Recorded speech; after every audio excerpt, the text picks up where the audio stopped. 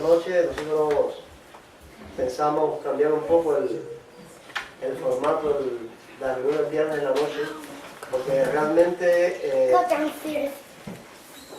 dar un culto de adoración y una clase es demasiado cargado, y entonces lo que hemos pensado es dedicar un viernes exclusivamente a la clase y otro viernes al culto y a la oración, para dar espacio a las dos actividades. Pero vamos a comenzar este viernes, vamos a comenzar con las clases, o sea, continuar con las clases, pero comenzar con ese orden. Y por eso vamos a prescindir del culto con los himnos.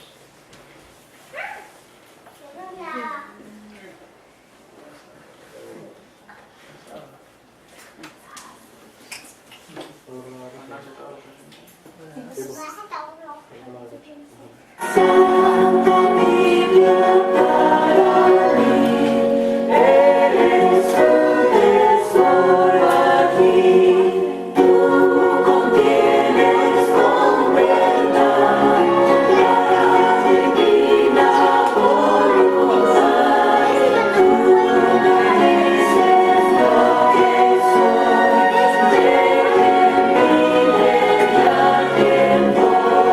Escudriñad las Escrituras, porque a vosotros os parece que en ellas tenéis la vida eterna, y ellas son las que dan testimonio de mí.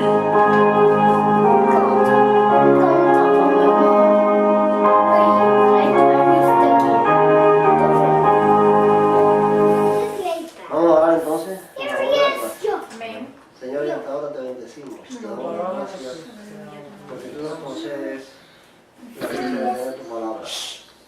Gracias, Señor, por esa escritura revelada, que en medio de estos tiempos de tanta oscuridad y confusión y tan distintas opiniones de la gente, tú nos concedes la gracia de tenerla a ella para aprender de ti, de tu voluntad, de lo que tú quisiste. Señor, ayúdanos a ser entendidos. Ayúdanos a tener la capacidad espiritual suficiente para comprender estas escrituras, no solamente para comprenderlas, para acogernos a ellas estrictamente, únicamente las cosas que tú dices, Señor. Mira que todos lo vamos en el nombre de Jesús. Amén.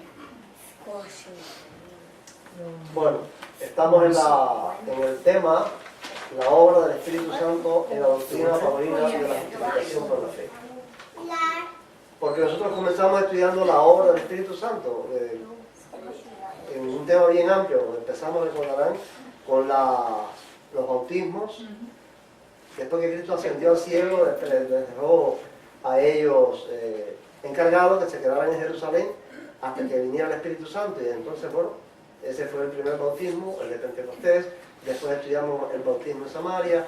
Después estudiamos el bautismo en la casa de Cornelio y el bautismo en Éfeso. Esos 4 bautismos que se relatan en el libro de los Hechos los estudiamos con detalles de las cosas que pasaron en cada uno de ellos. Después, bueno, cuál fue el obrar del Espíritu Santo a partir de esos bautismos, repartiendo dones, ministerios, operaciones. Estudiamos cada uno de los dones, ¿se recuerdan? Cada uno de los ministerios, lo que significaban, dedicamos bastante tiempo a eso.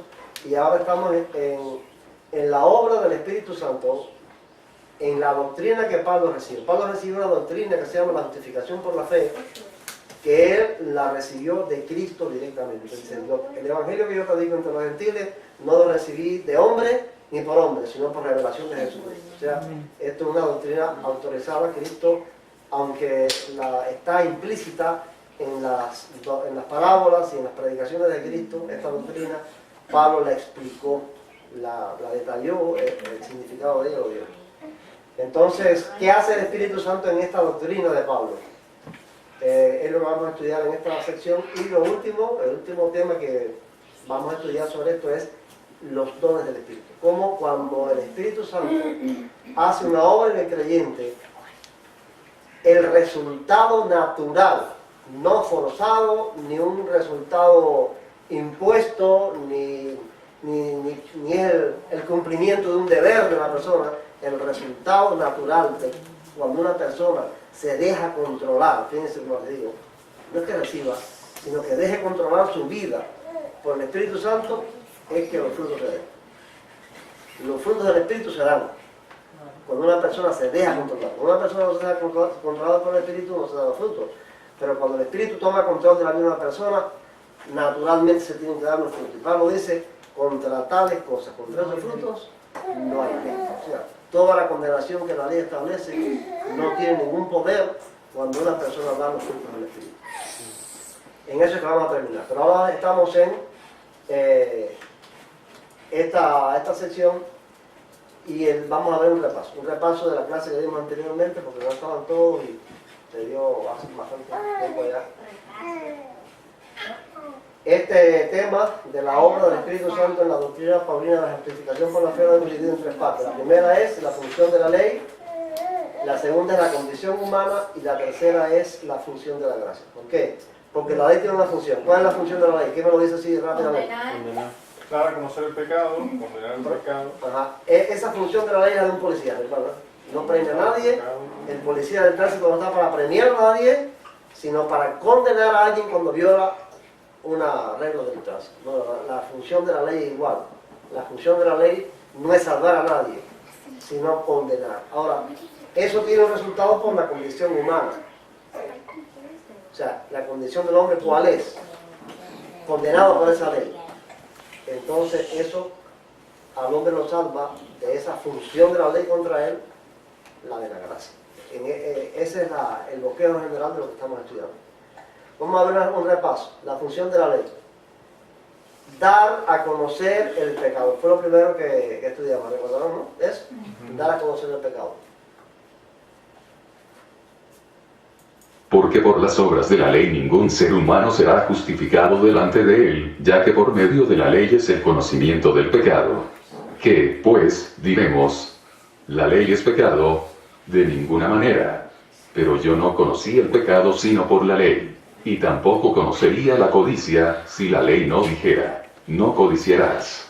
Antes de la ley ya había pecado en el mundo. Pero donde no hay ley, no se inculpa de pecado. Vamos a usar principalmente, no tantas explicaciones, sino textos bíblicos. Pongan atención a las letras que están resaltadas en amarillo, son las que más tienen que ver con el asunto. Dar a conocer el pecado. Esa es la primera función de la ley. Decir, esto es pecado. La segunda función es dar poder al pecado. El pecado existe. ¿Te recuerdan el ejemplo que les puse con el camello en La Habana? Se estaba ensuciando la pared, pero nadie se daba cuenta. Nada más que pusieron la ley, ya eso cobró una autoridad, un poder sobre las personas. El que pusieran una ley que prohibiera poner los pies en la pared. Bueno, esa es la segunda función de la ley. Porque el aguijón de la muerte es el pecado, y el poder del pecado es la ley.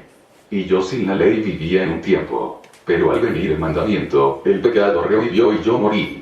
Y hallé que el mismo mandamiento que era para vida, a mí me resultó para muerte, porque el pecado, aprovechándose del mandamiento, me engañó, y por él me mató. De manera que la ley a la verdad es santa, y el mandamiento santo, justo y bueno. Entonces, lo que es bueno vino a ser muerte para mí. De ninguna manera. Más bien, el pecado, para mostrarse como pecado, produjo en mí la muerte por medio de lo que es bueno, a fin de que el pecado, por medio del mandamiento, llegara a ser extremadamente pecaminoso. Dice él, la pregunta que hace él, ¿algo que es bueno fue malo para mí? ¿Cómo se entiende eso? Algo que es bueno fue malo para mí, dice él, de ninguna manera. ¿Quién fue el malo para él? El El pecado. El pecado es el que era malo para él. El mandamiento lo que hizo fue darle el poder a eso, no a lo que él tenía. Darle el poder a eso, no lo que él tenía. Pero realmente el mandamiento no era malo. Lo que era malo era el pecado que él tenía. La tercera de las funciones es aumentar el pecado. La ley, pues, se introdujo para que el pecado abundara. La ley produce ira. Entonces, ¿la ley contradice las promesas de Dios? De ninguna manera. Porque si la ley dada pudiera vivificar, la justicia sería verdaderamente por la ley. Pero la Escritura lo encerró todo bajo pecado, para que la promesa que es por la fe en Jesucristo fuera dada a los creyentes. Pero antes que llegara la fe, estábamos confinados bajo la ley, encerrados para aquella fe que iba a ser revelada. La otra es, y muy interesante, esto es muy importante. La ley fue un complemento de transición. Se le está dando mucha importancia hoy a la ley, y la ley, y la ley, y la ley, y la Torá, y se habla más de la Torá que del mismo Evangelio de Cristo. La ley nada más que fue un complemento de transición, según Pablo aquí. La promesa, ¿qué cosa es la promesa? ¿Qué cosa es la promesa? Un compromiso, no, lo que Dios No, dio a conocer. algo dicho, Algo algo que tú dicho dices y lo que cumples. se cumple, ¿no? Dios hizo una promesa. O sea, Dios se comprometió con Abraham en algo. Le hizo una promesa a Abraham. ¿Cuál es la promesa que le hizo a Abraham? Que por la descendencia de él, los gentiles iban a recibir la justificación. ¿Ves? Que la justificación del pecado, o sea, el perdón de los pecados, la gente lo iba a recibir mediante la descendencia de Abraham. Ahora, la ley viene 430 años después de que Abraham recibió esa promesa. Miren qué clase de argumento más importante Pablo presenta aquí. Pablo dice que la ley fue una etapa. Lo importante era, lo principal era la promesa que Dios le dio a Abraham antes de que viniera la ley, que se cumplía en Cristo. Miren qué interesante este texto en la versión popular. Oye, escúchenlo bien. Hermanos, voy a hablarles en términos humanos. Cuando un hombre hace un pacto y lo respalda con su firma, nadie puede anularlo ni agregarle nada. Ahora bien, Dios hizo sus promesas a Abraham y a su descendencia. La escritura no habla de descendencias, en plural, sino en singular. Dice, y a tu descendencia, la cual es Cristo. Lo que digo es esto. Dios hizo una alianza con Abraham, y la confirmó. Por eso, la ley de Moisés, que vino 430 años después, no puede anular aquella alianza y dejar sin valor la promesa de Dios. Pues si lo que Dios prometió darnos dependiera de la ley de Moisés, ya no sería una promesa. Pero el hecho es que Dios prometió a Abraham dárselo gratuitamente. Entonces, ¿para qué sirve la ley? Fue dada después, para poner de manifiesto la desobediencia de los hombres, hasta que viniera esa descendencia a quien se le había hecho la promesa. La ley era para nosotros como el esclavo que vigila a los niños, hasta que viniera Cristo, para que por la fe obtuviéramos la justicia. En los dos hasta eso es muy importante. Hasta la ley vino para poner de manifiesto la desobediencia de los hombres hasta que viniera la descendencia, hasta que viniera Cristo. Por eso llamamos que fue un complemento de transición. La otra es un ministerio de muerte y condenación. Es una de las funciones de la ley. Si el ministerio de muerte grabado con letras en piedras fue con gloria, tanto que los hijos de Israel no pudieron fijar la vista en el rostro de Moisés a causa del resplandor de su rostro, el cual desaparecería, ¿cómo no será más bien con gloria el ministerio del Espíritu? Si el ministerio de condenación fue con gloria, mucho más abundará en gloria el ministerio de justificación. Nuestra capacidad proviene de Dios, el cual asimismo nos capacitó para ser ministros de un nuevo pacto, no de la letra, sino del Espíritu, porque la letra mata, pero el Espíritu da vida. Amén. Es maldición para quienes se justifican por ella. Todos los que dependen de las obras de la ley están bajo maldición, pues escrito está, maldito sea el que no permanezca en todas las cosas escritas en el libro de la ley, para cumplirlas. ¿Por qué están malditos? Porque no se cumple, no se puede. Como no la puede cumplir y la ley dice que el que no lo cumpla todo está maldito, pues el que quiera justificarse por las obras de la ley, pues está bajo maldición, porque no lo puede cumplir todo. No sirve para la justificación con el fin de evitar la jactancia. Porque por gracia sois salvos por medio de la fe, y esto no de vosotros, pues es don de Dios. No por obras, para que nadie se gloríe. Donde, pues, está la jactancia, queda excluida. ¿Por cuál ley? ¿Por la de las obras? No, sino por la ley de la fe. Concluimos, pues, que el hombre es justificado por la fe sin las obras de la ley. ¿Qué, pues, diremos que halló Abraham, nuestro padre según la carne? Si Abraham hubiera sido justificado por las obras, tendría de qué gloriarse, pero no ante Dios. Quienes se justifican por las obras de la ley se separan de Cristo. Porque hay que hacerse de una manera o de otra manera. O es Cristo el que te justifica, o es la ley la que te justifica. Las dos cosas a la vez no pueden ser. De Cristo os desligasteis, los que por la ley os justificáis. De la gracia habéis caído. No desecho la gracia de Dios, pues si por la ley viniera la justicia, entonces en vano murió Cristo. Israel, que iba tras una ley de justicia, no la alcanzó. ¿Por qué? Porque iban tras ella no por fe, sino dependiendo de las obras de la ley, de modo que tropezaron en la piedra de tropiezo.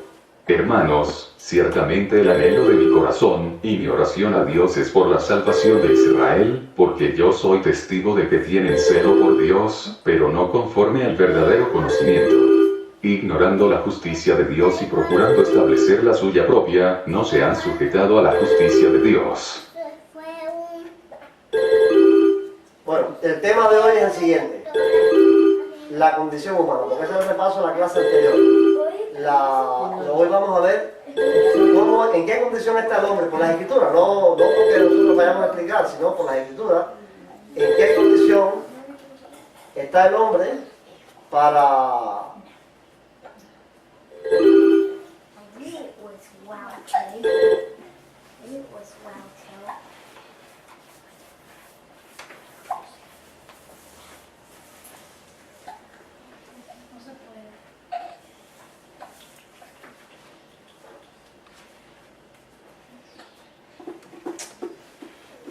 ¿En qué condiciones está el hombre para enfrentar este problema de la ley? Porque contrariamente a lo que se dice, la ley no está abolida. ¿Ves? Eso de que la ley está abolida, de que ya los mandamientos no rezan, no importan, porque nosotros damos por gracia, esa teoría de las iglesias dominicales no es verdad. La ley está vigente. Inclusive yo creo que Cristo vino a hacer la ley más dura, más difícil. Porque antes era, no matarás, pero ahora es que si ofendes de palabra, eres tan culpable como si lo mataras. ¿Ves? Antes era, no cometerás adulterio, pero ahora con mirar solamente con codicia, eres tan culpable como cometer un adulterio. Entonces Cristo vino a hacer más fuerte el yugo de la ley. ¿Ves? Para hacernos... Ya no voy a querer, ya ahora es un problema.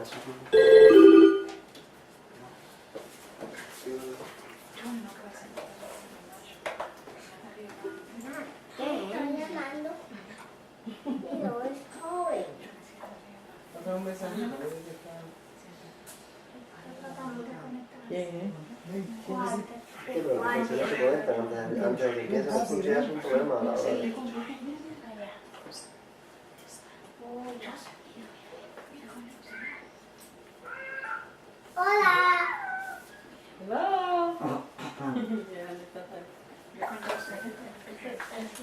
Enséñalo para mí.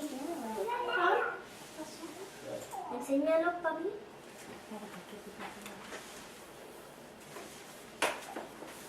Entonces no hay alternativa frente a la ley, o sea, no hay alternativa de excluirnos de la ley. Está ahí, no está puesta para salvarnos, no está puesta para justificarnos, pero sí está puesta para condenarnos. Comenzando por decirnos, esto es pecado. ¿Ves? Ella es la que dice, esto es pecado, esto es malo, esto está mal. Entonces la ley está vigente en ese sentido. Ahora, ¿cuál es la condición humana? Por la palabra, por la escritura. Dios exige, lo primero que vamos a ver es que Dios exige el cumplimiento de la ley de una manera absoluta, perfecta. Eso no podemos prescindir de esa idea. Hay que cumplir todo lo que está en la ley todo el tiempo.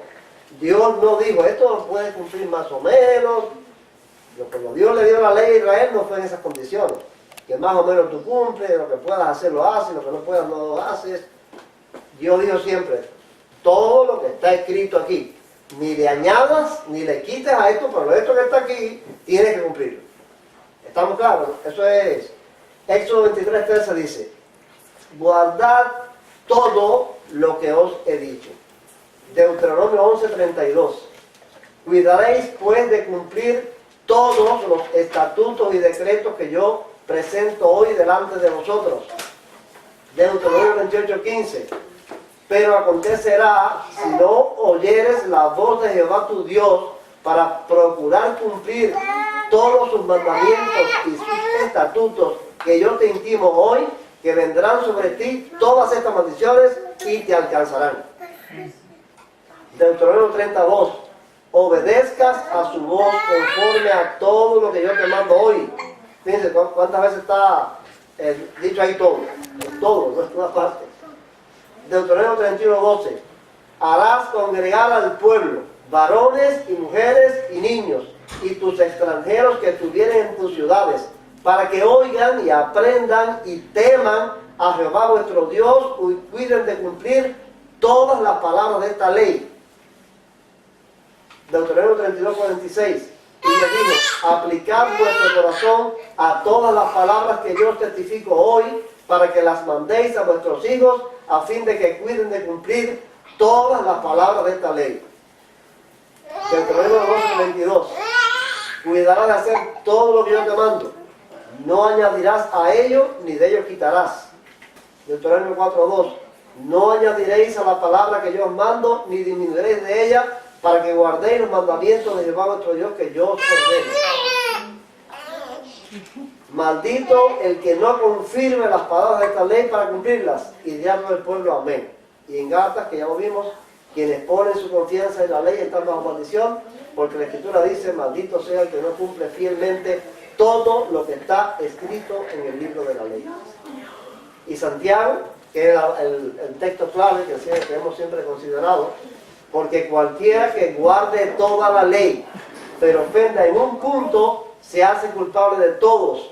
Pues el que dijo, no cometerás adulterio, también ha dicho, no matarás. Ahora bien, si no cometes adulterio, pero matas, ya te has hecho transgresor de la ley. Y es importante, y quería señalar eso ahí, el contexto en el que Santiago está diciendo eso. Cuando nosotros leemos el contexto en el que Santiago dice eso, la violación que Santiago está haciendo mención no es de ninguno de los 10 mandamientos, es de hacer acepción de personas. Y esa ley de hacer acepción de personas está en Levítico. Cuando él dice esto, está hablando del mal que ellos hacen, del pecado que cometen cuando hacen acepción de personas. Si entra un hombre convertido rico y entra un pobre, al pobre le dice, si no esto allá, y al rico lo ponen aquí. Cuando él está escribiendo sobre eso, dice que están violando la ley, porque la ley no establece que no se puede hacer acepción de personas, y eso lo establece el Levítico. Y entonces pone el ejemplo de estos 2 mandamientos que son del decálogo. O sea, hasta qué punto esas leyes que están en Levítico, en Deuteronomio, en Éxodo, en otros lugares que no son los 10 mandamientos, están vigentes. Y que faltas a ellas, si haces acepción de personas. Santiago está diciendo, si tú haces acepción de personas y guardas todos los mandamientos, de nada te sirve. Con hacer acepción de personas no. Así que mira, tú que estás despreciando a uno y dándole preferencia al otro. Ahora, el ser humano está completamente incapacitado para obedecer a la ley de Dios en la medida en que Dios lo exige. Si es más o menos, estamos todos capacitados para hacerlo. Todos estamos bien. Si es más o menos el cumplir la ley, todos estamos bien. Pero si es cumplirlo en la medida que Dios lo exige, que es todo el tiempo, estamos descalificados. Estamos completamente descalificados para eso. Romanos 2:13. Pues no son los oidores de la ley los justos ante Dios, sino los que obedecen la ley serán justificados. Solamente los que obedecen son los que son justificados por la ley. Los que oyen nada más dicen qué bueno, qué grande, porque eso es lo que pasa, y se enaltece y se habla, pero a la hora de la práctica es el asunto. No es enaltecer la ley y reclamarla y poner carga sobre las personas para que la obedezcan. Es hacerla, no es oírla. Romanos 8:7. Por cuanto los designios de la carne son enemistad contra Dios, porque no se sujetan a la ley de Dios, ni tampoco pueden. Esto es clave. Lo está diciendo. Por eso es que el apóstol Pablo dice, esa escritura no me gusta mucho, una vez se trata, dice, lo que quiero hacer no lo hago, y lo que no quiero hacer, eso es lo que hago. Veo una ley en mis miembros que se revela contra la ley de mi espíritu. ¿Por qué? Es Es que estamos irremediablemente condenados, somos esclavos del pecado. Esclavos del pecado. Mucho que tratemos de nosotros mismos. No tenemos podemos. remedio, no hay remedio. No podemos. Miren este texto en la versión, en la nueva traducción viviente dice: pues la naturaleza pecaminosa es enemiga de Dios siempre. Nunca obedeció las leyes de Dios y jamás lo hará. La naturaleza pecaminosa. Traemos una naturaleza de pecado. Yo estaba conversando ayer con Maiteo un tiempo, no sé, sobre cómo se va desarrollando eso en los niños, que Sigmund Freud dice que es.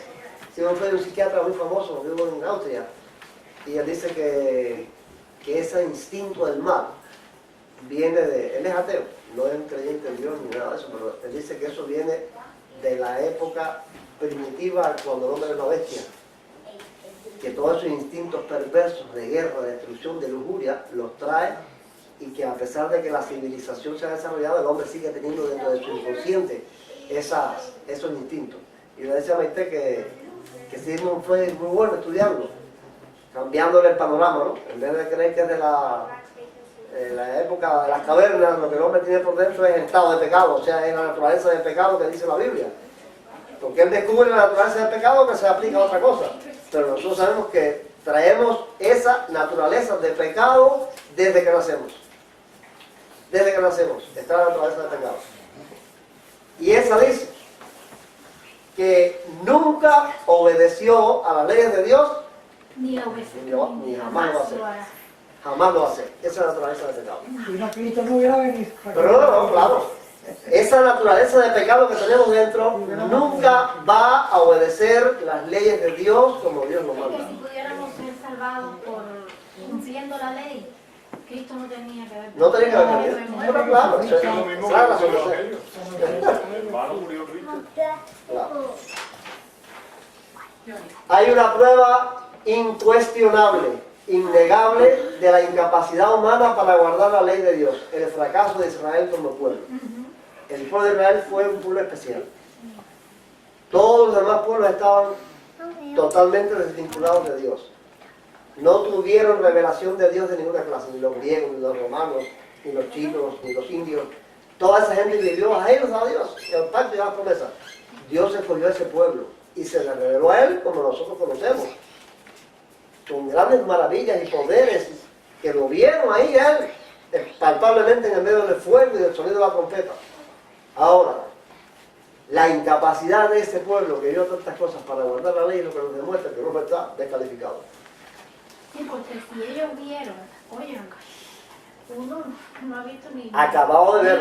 ni la mitad, abrirse el mar rojo y caminar así en seco y después ver cómo todas esas cosas, y después que estuvieron, porque Moisés se tardó, hicieron un becerro de Ahí oro mismo, a los pocos meses, eso no fue para pasado. adorarlo. No fueron años que pasaron, Se a los puede pocos hablar meses. bien terco. No, súper terco. Bueno, eso es el reflejo de lo que somos nosotros. No, allá vamos. Yo quiero que vayan siguiendo la secuencia.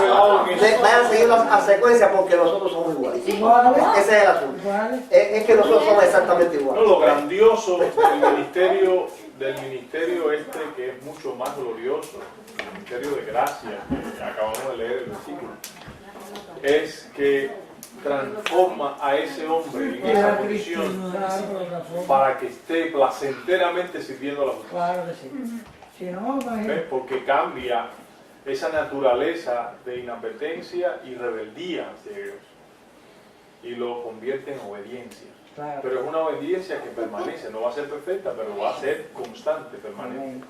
Esa es la obra Va a de ser, que es lo importante de esto, es que va a ser permanente en la medida en que nosotros nos entreguemos al Espíritu. Recuerden eso, porque el final de todas estas clases es que ni este ministerio del Espíritu va a surtir efecto si no nos controla el Espíritu. Ni este. Vamos a ser igual con los israelitas, igual con los judíos, si no nos dejamos controlar por el Espíritu. Esto lo puede lograr exclusivamente el control del Espíritu en la vida. Si no es así, vamos a parar a lo mismo que ellos. Exactamente lo mismo que ellos. Vamos a ver el propósito de Dios con Israel.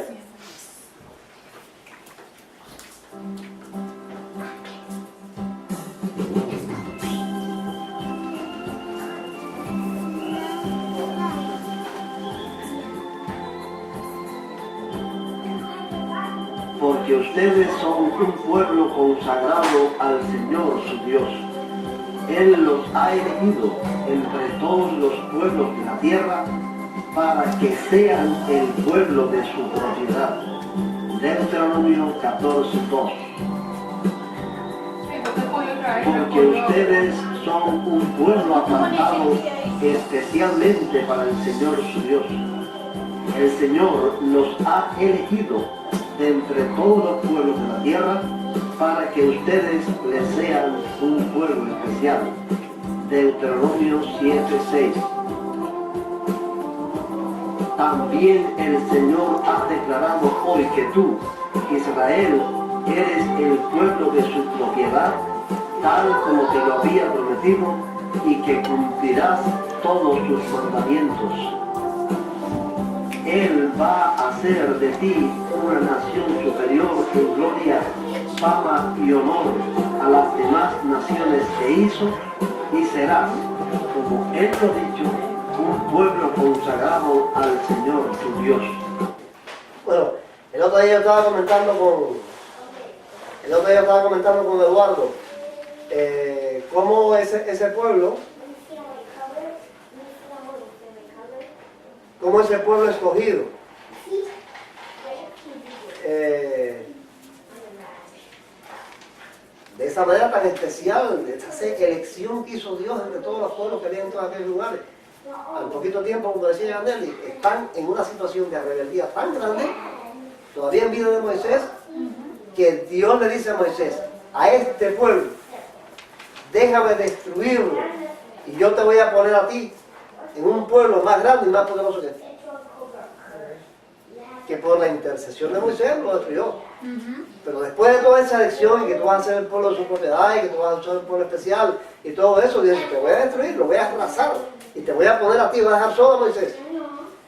Ahora yo le pregunté a Eduardo aquel día y Eduardo me respondió enseguida. Eduardo no responde ahora, a veces no responde. ¿Cuál? Porque iba a ser en ese momento. ¿Cuál era el otro pueblo que Dios ya tenía preparado? No tenían que pasar 400 años porque iba a poner a Moisés al frente de ese pueblo. De todos aquellos pueblos, ¿cuál era el pueblo que Dios tenía preparado ya para más grande y más poderoso que Israel para poner a Moisés al frente?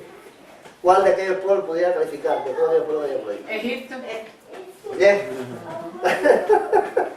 De donde mismo había sacado el... Porque es que Egipto quedó pasmado. Egipto quedó impresionado con la yo me imagino que fuera Egipto. Porque esos egipcios quedaron, bueno, de hecho, muchos egipcios se fueron con los israelitas. Ya conocían a Moisés. Y conocían a Moisés, Moisés era príncipe allí. Y esa gente quedó, si Moisés llega allí y dice, mira, Israel después destruido, Dios me mandó a que ustedes van a ser el pueblo destruido. Iban a dejarlo todo. Dice, yo voy a destruir este pueblo y te voy a poner a ti al frente de un pueblo más grande y más poderoso que este. Yo digo, entre todos aquellos pueblos que había por allí, el único que califica para eso que Dios iba a hacer era Egipto. Y era el que había quedado realmente impactado con las plagas. Y todo lo no tenía ni ejército. En ese momento Egipto no tenía ejército, todo pereció en el arroz. Pero fíjense hasta qué punto este pueblo fracasó, Israel. Acabado de salir de allí, ya Dios quiere destruirlo, habiendo tenido una visión tan linda como esta. Ahora, los resultados al cabo del tiempo, ya de más tiempo. En Isaías 64, 5 al 7 dice, saliste al encuentro del que con alegría practicaba la justicia, de quienes se acordaban de ti según tus caminos. Pero tú te enojaste porque pecamos, porque en los pecados hemos perseverado largo tiempo. ¿Podremos acaso ser salvos? Pues todos nosotros somos como cosa impura, todas nuestras justicias como trapo de inmundicia. Todos nosotros caímos como las hojas y nuestras maldades nos llevaron como el viento. Nadie hay que invoque tu nombre, que se despierte para apoyarse en ti. Por eso escondiste de nosotros tu rostro y nos dejaste marchitar en poder de nuestras maldades. ¿lo entienden? Hemos perseverado en el pecado. Por largo tiempo.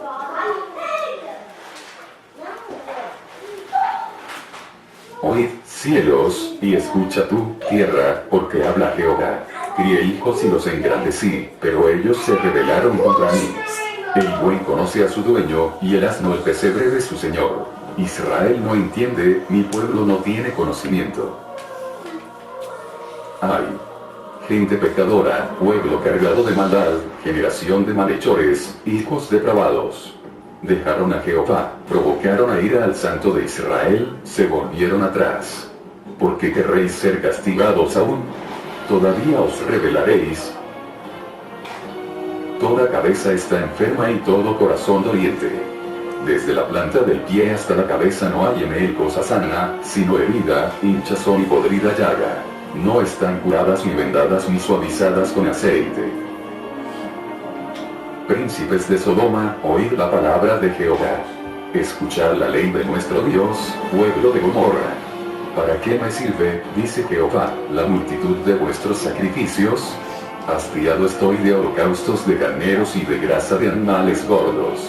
No quiero sangre de bueyes ni de ovejas ni de machos cabríos.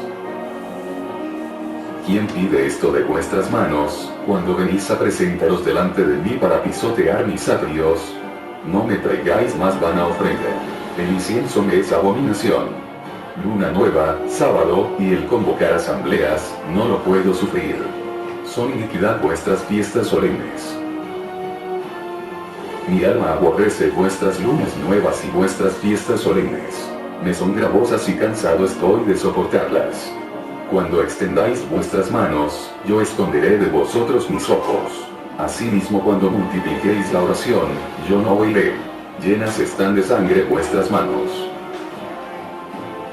Lavaos y limpiaos, quitad la iniquidad de vuestras obras de delante de mis ojos, dejad de hacer lo malo, aprended a hacer el bien, buscad el derecho, socorred al agraviado, haced justicia al huérfano, amparad a la viuda. Venid luego, dice Jehová, y estemos a cuenta. Aunque vuestros pecados sean como la grana, como la nieve serán emblanquecidos. Aunque sean rojos como el carmesí, vendrán a ser como blanca lana.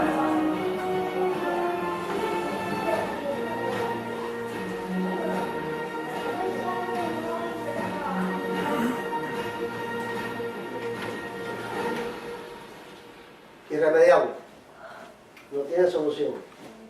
Lucas 13, y atiendan En bien este esto, mismo nadie tiempo le diga. estaban allí algunos que le contaban acerca de los Galileos, cuya sangre Pilato había mezclado con los sacrificios de ellos. Respondiendo Jesús les dijo, ¿pensáis que estos Galileos, porque padecieron tales cosas, eran más pecadores que todos los Galileos? Os digo, no, antes si no os arrepentís, todos pereceréis igualmente. O aquellos 18 sobre los cuales cayó la torre en Siloé y los mató, ¿pensáis que eran más culpables que todos los hombres que habitan en Jerusalén? Os digo no, antes si no os arrepentís, todos pereceréis igualmente. A eso quería llegar. Pensamos que los judíos estos, los israelitas estos, del tiempo de Isaías eran más pecadores que nosotros, que se los llevaron cautivos los babilonios. ¿Qué está diciendo Cristo con estas palabras? ¿Piensan ustedes que si aquella gente fue tan mala que Dios los castigó, son más malos que nosotros? Dice, no. Si no os arrepentís, todos pereceréis igualmente, porque todos somos pecadores. ¿Cómo tú decías, no? No, cada uno a veces piensa, ¿no? Dice, no, uno acabadito de salir de tantas cosas milagrosas, que no creyeron en Dios y se apartaron tan rápido. Y uno se pregunta, si fuera yo, no me hubiera pasado lo mismo. Y eso es lo que está diciendo. Claro. Lo que está diciendo Cristo y que conoce los corazones. Claro. Te está diciendo, si hubiera sido tú, hubiera pasado lo Hubiera mismo. hecho lo mismo. Hubiera hecho lo mismo. Porque estamos en la misma naturaleza de pecado. No hay ni un solo ser humano que sea justo. No es que lo decimos nosotros, lo dice la palabra. Dice Marcos 10:18. Jesús le dijo, ¿por qué me llamas bueno? Nadie es bueno, sino solo uno, Dios. Y entonces nosotros aquí, lo primero que pensamos, bueno, ¿y por qué Cristo dice que ni Él es bueno? Yo no quiero poner atención en eso. Yo no quiero poner atención en eso. Yo quiero poner atención en este versículo, es lo que está en rojo. Nadie es bueno. Si Cristo se puso como bueno, no es lo que nos interesa. Lo que nos interesa es que Jesucristo dice, nadie es bueno. Entonces no podemos pensar que los israelitas que fueron perversos y se desviaron, nosotros somos iguales. Sí. Nadie es bueno. Somos todos pecadores, todos estamos en la misma condenación. Es algo interesante que a veces el ser humano piensa que su estado del alma puede ser cambiado por algún milagro que pueda haber, que pueda percibir.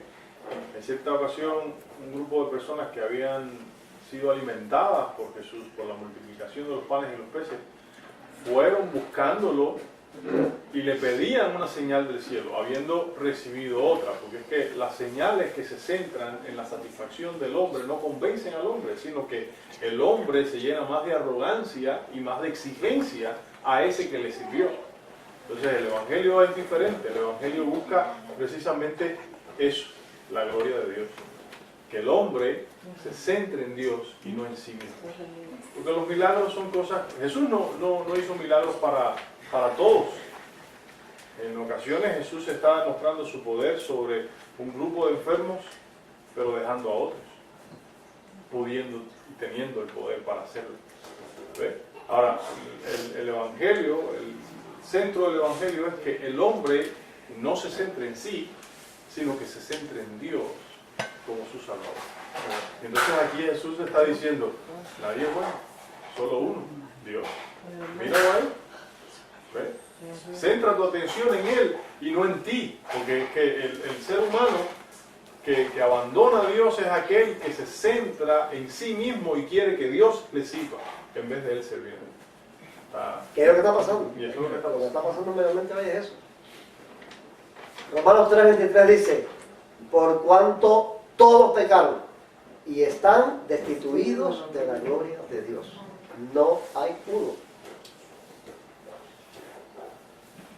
Hemos demostrado que todos, tanto judíos como gentiles, están bajo el pecado, como está escrito. No hay justo ni aún uno. No hay quien entienda. No hay quien busque a Dios. Todos se desviaron. A una se hicieron inútiles. No hay quien haga lo bueno. No hay ni siquiera uno. Contra eso no podemos ir, porque bueno, si fueron inventos míos, dice, bueno, Joaquín, si hay gente que son Que buenos. Dios nos conoce. Es que la escritura Es que lo dice. la que está diciendo esa escritura, no hay uno justo, no hay uno bueno. Mira lo que dice Juan. Primera de Juan 1, 8 y 10 dice, si decimos que no tenemos pecado, nos engañamos a nosotros mismos y la verdad no está en nosotros. Si decimos que no hemos pecado, lo hacemos a Él mentiroso y su palabra no está en nosotros. Porque Él dice que todos hemos pecado. Que bueno, no hay ni uno solo. No hay ni uno solo bueno. Esta clase tiende a esto. O sea, esta clase, con las escrituras queremos demostrar que somos totalmente incapacitados para obedecer la ley. No estamos en condición de obedecer la ley. Estamos condenados como pecadores para obedecer la ley en la medida en que Dios lo pide, que es sin fallar una sola cosa. Claro, porque no es que tampoco seamos... Ahora, ¿por qué nos pasa esto? ¿Por qué nos pasa que nosotros sí nos creemos? Y decimos, oye, los israelitas, oye, aquí hay otro, y los que mató a Torres, decimos, oye, ¿por qué nos excluimos a nosotros y pensamos que los demás están mal? Porque dice, engañoso en el corazón, más que todas las cosas y perverso. ¿Quién no conocerá? El corazón se autoengaña. Nosotros nos autoengañamos para justificarnos, para autojustificarnos. Para sentirnos bien. Para sentirnos bien con nosotros mismos. Sí, sí. Llegar a esa convicción de decir, de saber quién soy. Ajá. Hay una poesía, es tan engañoso el corazón que cae el hombre hasta en la idolatría. La poesía de Loyola, que él cuánto me busco, cuánto me admiro. No es esa, no. Es la del hombre que siempre sale como héroe. Ah, ese El hombre Francisco. que Don Francisco. Y ese es el hombre que siempre se ve Don Francisco. Y presenta al hombre que dice que cuando ve a una mujer interesante o la vecina que le coquetea, enseguida desde el puesto de mando del adulterio manda a matar a su esposa, a su buena mujer analfabeta y práctica. ¿Ve? Y entonces en otra dice que sueña con cataclismo, con guerra y donde siempre él sale como héroe. Porque es que el hombre se está engañando. Porque el hombre siempre está soñando con guerras y problemas donde él siempre sale victorioso. Porque su centro es él. Es él, claro. ¿Ves? Es eso. Y lo que hace la ley es precisamente decirte, mira, Dios cómo te ve. ¿Quién eres tú? ¿En quién te vas a refugiar? ¿A quién vas a buscar? ¿Ves? Acude al único que puede y tiene remedio para tu vida. Él presenta a don Francisco ese como una persona para Sí, sí. Es una persona excepcional, es una gente que no en cualquier lado se encuentra. Y que la poesía también le dice, Ajá. lo peor de todo es que don Francisco era un hombre común. Era un hombre común. O sea, Era un hombre común. es así, todos los hombres somos así. Soy yo mismo. Soy yo mismo, es cualquiera. ¿Ves? Porque el hombre vive en eso, en ese mundo. Lo que el Evangelio llega para sacar al hombre de ese engaño. De ese engaño del corazón. Y ponerlo en la realidad de lo que él es, para que entonces diga, Y qué tristeza no, cuando tú descubres lo que cuando tienes. tú descubres eso, tú tienes que ir a Dios entonces y decir, No, nada, tú eres mi todo. Es como dice Eres mi todo, porque es que el himno este de no hay nada. Eso Adrián Romero se llama, ¿no? Eso Adrián Cuando nadie Romero. me ve. Cuando nadie me ve. Sí. Donde toda apariencia de piedad se va. Ahí estoy, delante de ti. Porque Pero o sea que hay personas que hasta se autoengañan en ese lugar. claro, En ese lugar ahí, delante de quien te conoce bien como eres, se autoengañan. El fariseo no, Señor, yo doy tiempo de todo lo que hago esto, hago aquello. Hay que se engañan hasta en ese lugar. ¿Cuál es el texto que tú hacías mención de Pablo? Leído en la versión popular, está muy interesante, esclavo, o sea, la nueva versión internacional, esclavo del pecado. Sabemos en efecto que la ley es espiritual, pero yo soy meramente humano y estoy vendido como esclavo al pecado. No entiendo lo que me pasa, pues no hago lo que quiero, sino lo que aborrezco. Ahora bien, si hago lo que no quiero, estoy de acuerdo en que la ley es buena, pero en ese caso ya no soy yo quien lo lleva a cabo, sino el pecado que habita en mí. Yo sé que en mí, es decir, en mi naturaleza pecaminosa, nada bueno habita. Aunque deseo hacer lo bueno, no soy capaz de hacerlo. De hecho, no hago el bien que quiero, sino el mal que no quiero. Y si hago lo que no quiero, ya no soy yo quien lo hace, sino el pecado que habita en mí. Así que descubro esta ley, que cuando quiero hacer el bien, me acompaña el mal, porque en lo íntimo de mi ser me deleito en la ley de Dios. Pero me doy cuenta de que en los miembros de mi cuerpo hay otra ley, que es la ley del pecado. Esta ley lucha contra la ley de mi mente y me tiene cautivo. Soy un pobre miserable. ¿Quién me librará de este cuerpo mortal? Gracias a Dios por medio de Jesucristo nuestro Señor. En conclusión, con la mente yo mismo me someto a la ley de Dios, pero mi naturaleza pecaminosa está sujeta a la ley del pecado. Sin remedio. Dios quiere primero y ante todo el corazón y la obediencia moral. ¿A qué quiero llegar aquí? La ley de Dios tiene, como si dijéramos, dos enfoques. Uno es cumplir con las cosas de afuera, sin que el corazón cambie. Hay leyes de Dios que son así, que se pueden cumplir sin que tenga que cambiar el corazón, porque tienen que ver con lo de afuera. ¿Ves? Pero con la venida de Cristo, la exigencia es moral, o sea, la exigencia es del corazón, sin dejar de hacerlo de afuera. O sea, no quiere decir que lo de afuera deje de tener importancia, pero que en la ley de Cristo, en la exigencia del Evangelio, es de primera necesidad cambiar el corazón.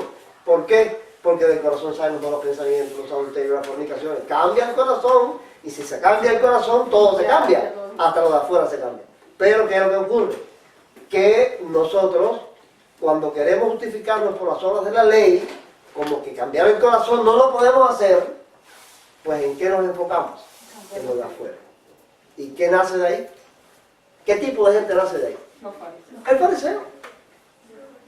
El tipo de gente que nace de ese enfoque en la ley con los cumplimientos exteriores es el fariseo. De ahí nace el fariseo, con el corazón podrido, pero mira, muy buen religioso, muy buen cumplidor por fuera. Ajá. Dice así el Salmo 51, porque no quiere sacrificio que yo lo daría, No quieres holocausto. Los sacrificios de Dios son el espíritu quebrantado. El corazón contrito y humillado no despreciarás tú, oh Dios. Isaías 66:2. Mi mano hizo todas estas cosas. Así todas ellas llegaron a ser, dice Jehová. Pero yo miraré a aquel que es pobre y humilde de espíritu y que tiembla a mi palabra. Y que tiembla ante mi palabra. Oseas 6:6. Porque misericordia quiere no sacrificio. Conocimiento de Dios más que holocausto. Nada de afuera. El corazón. Amós 5:21 y 24. Aborrecí, desprecié vuestras solemnidades y no me complaceré en vuestras asambleas. Y si me ofrecéis vuestros holocaustos y vuestras ofrendas, no los recibiré, ni miraré las ofrendas de paz de vuestros animales engordados. Quita de mí la multitud de tus cantares, que no escucharé la salmodia de tus instrumentos, pero corra el juicio como las aguas y la justicia como el rayo impetuoso. ¿Ven lo moral?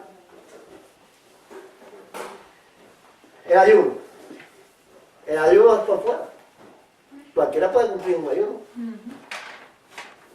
Hay que cambiar el corazón para ayunar. Ahora miren lo que dice el Señor con relación a los ayunos.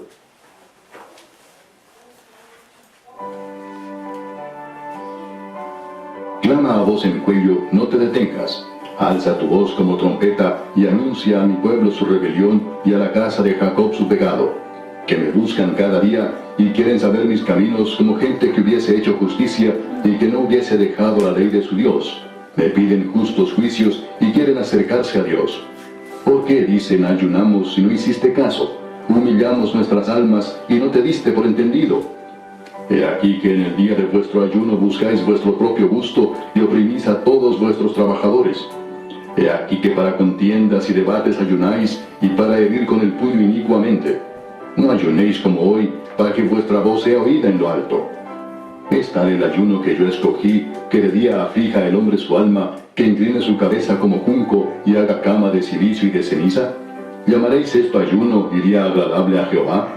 ¿No es más bien el ayuno que yo escogí, desatar las ligaduras de impiedad, soltar las cargas de opresión y dejar ir libres a los quebrantados y que rompáis todo yugo? ¿No es que partas tu pan con el hambriento y a los pobres errantes albergues en casa, que cuando veas al desnudo lo cubras y no te escondas de tu hermano? Entonces nacerá tu luz como el alba y tu salvación se dejará ver pronto, e irá tu justicia delante de ti y la gloria de Jehová será tu retaguardia. Entonces invocarás y te oirá Jehová, clamarás y dirá él, heme aquí. Si quitares del medio de ti el yugo, el dedo amenazador y el hablar vanidad, y si dieres tu pan al hambriento y saciares al alma afligida, en las tinieblas nacerá tu luz y tu oscuridad será como el mediodía. Oramos, ayunamos y tú no nos respondes, decían ellos. Ayunamos y tú no respondes, ¿por qué no respondes? Joaquín, entonces, ¿por qué cuando los discípulos querían, le llevaron a aquel muchacho endemoniado, no pudieron sacar el demonio? Y cuando Cristo vino, lo sacó y él preguntó, ¿por qué nosotros no pudimos? Él le dijo, porque este género no sale sino con ayuno y oración. ¿Es este ayuno que habla? No, el ayuno es necesario, no estamos diciendo que el ayuno, pero el ayuno en estas condiciones, donde la injusticia prevalece y donde se ayuna religiosamente, sin los cambios del corazón, es lo que está condenando el profeta, Dios a través del profeta.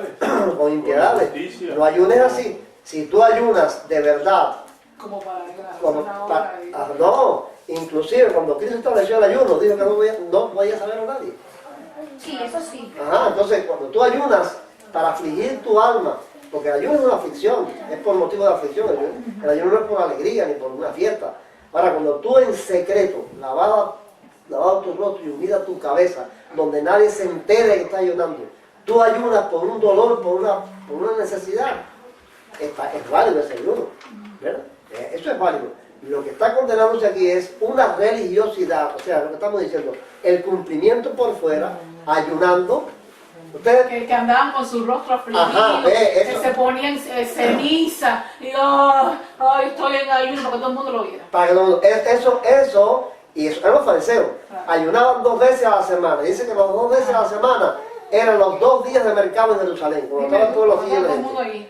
Entonces la gente se apartaba y dejaban los caminos ellos despeinados, pintaban la cara ceniza y cosas para parecer que estaban muy afligidos.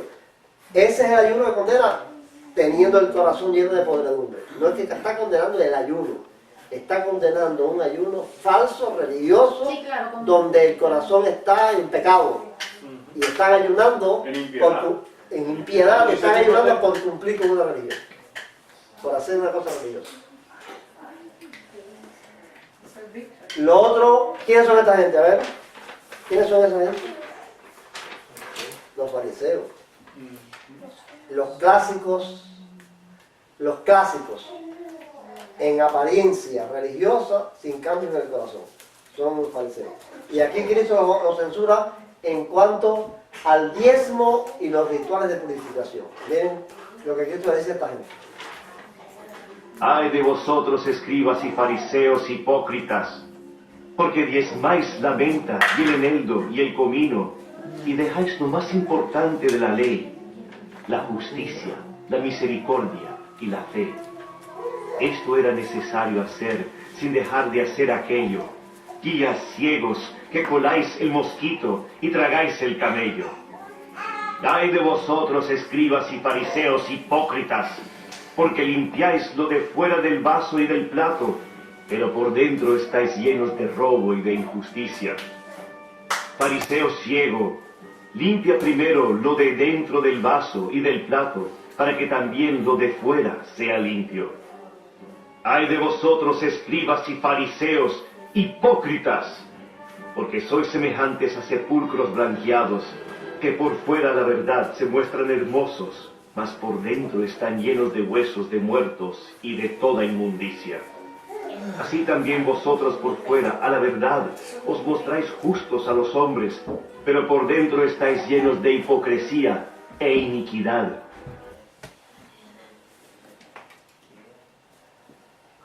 Todos tenemos un estado de pecado irremediable. A esa conclusión necesitamos llegar. Nuestro estado de pecado es irremediable. No tiene remedio. Nuestra naturaleza de pecado nunca va a obedecer la ley de Dios. La ley de Dios está puesta ahí para condenarnos. El que le eche mano en este estado de pecado, el que le eche mano a la ley de Dios para salvarse, es como el que le echa mano a un hierro candente enrojecido para salvarse. No se va a salvar. Tengan eso en cuenta, hermano. No se va a salvar. El estado de pecado le hace imposible salvarse. Si quiere salvarse por la ley, no hay remedio. Ese cambio radical y transformador del corazón solo se alcanza viviendo bajo un estado de gracia y por la obra del Espíritu Santo. Por nosotros mismos nunca lo vamos a lograr. Poniéndose bajo el control del Espíritu. Y eso es difícil. ¿Es difícil guardar la ley? Tan difícil como guardar la ley es ponerse bajo el control del Espíritu. No es una tarea fácil. Dejar tu vida al control del Espíritu empieza con mucha oración. Y eso no lo hacemos. El control del Espíritu viene con mucha comunicación. No oraciones de horas devocionales, ni oraciones de ligas de oración, rituales. No. Yo no estoy refiriendo a ese tipo de oración. Es personal, privada. Cerrada tu puerta. En tu cámara secreta, ora a tu Padre que está en secreto. Esa oración de comunicación con Cristo, no de cumplimiento religioso, de comunicación con Cristo, es la que nos pone en comunión con el Espíritu y lo que hace que el Espíritu tome control de nuestra vida. Y eso se hace en cualquier lugar, y a cualquier hora y en cualquier momento. Si nosotros no saltamos a esa dimensión, donde el Espíritu Santo sea el que tome control de nuestras vidas, por una comunicación, por una experiencia que tengamos con Él, tampoco nos va a ser fácil la salvación y la santificación. Porque solamente la transformación de nuestro corazón es lo que hará posible nuestra salvación. Y eso lo hace el Espíritu, no nosotros. A esa conclusión a la que queríamos llegar para en la próxima clase, de esta clase vamos a hacer preguntas, ahora en la próxima clase vamos a ver cuál es la expectativa de la obra del Espíritu Santo. ¿Qué hace y cómo lo hace el Espíritu Santo? Según la doctrina paulina. Entonces vamos a empezar. Gloria cantemos al Redentor, que por nosotros hizo morir, y que la gracia del Salvador siempre dirija nuestro vivir.